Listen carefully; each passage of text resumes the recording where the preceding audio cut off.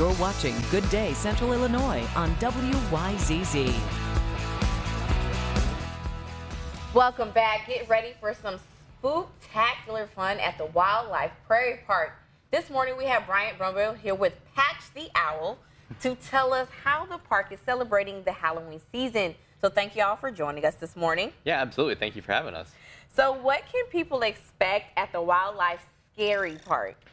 So if you're familiar with Wildlife Prairie Park, you probably know we do it big for Halloween every year. That's kind of like our one of our big contributions to the community. And so Wildlife Scary Park is usually a pretty big event at the park.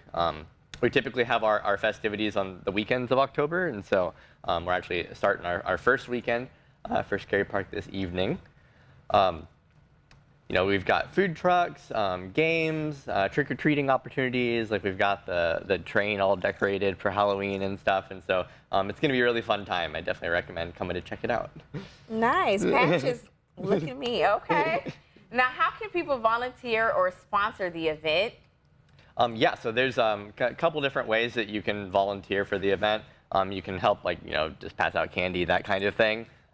You can dress up, so if you want to be like a scarer on the train or do some other kind of, you know, like contributing like a costume to the event. And then there's also helping drive the transportation basically from parking to the event. And so we, of course, need people to do some of the more unglamorous jobs, right? But there's plenty of ways to get involved and to help out. And we're expecting a lot of people. So if you're interested in helping for Wildlife Scary Park, definitely recommend checking out the website and maybe you know, sending us a message there. All right then. So speaking of creepy critters, can you tell us about the upcoming Coffee and Critters events? Yeah. So we have two kind of parallel classes called Critters and Coffee and Critters and Cookies that are basically winter programming series. Targeting like adult education and then also kid education. So the park is open year round.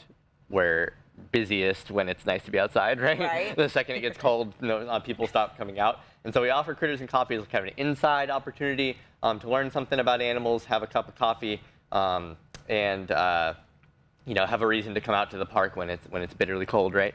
And so those will be starting on Saturdays in November and going through March.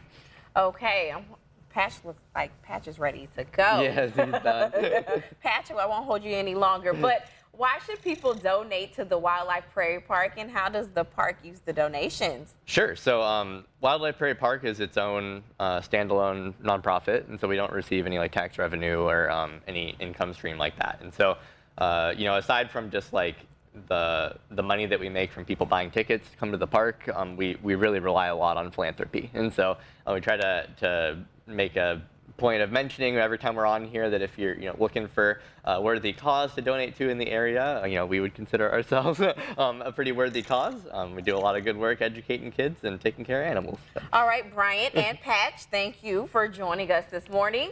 And we'll make sure to share all of these details on our website, ciproud.com.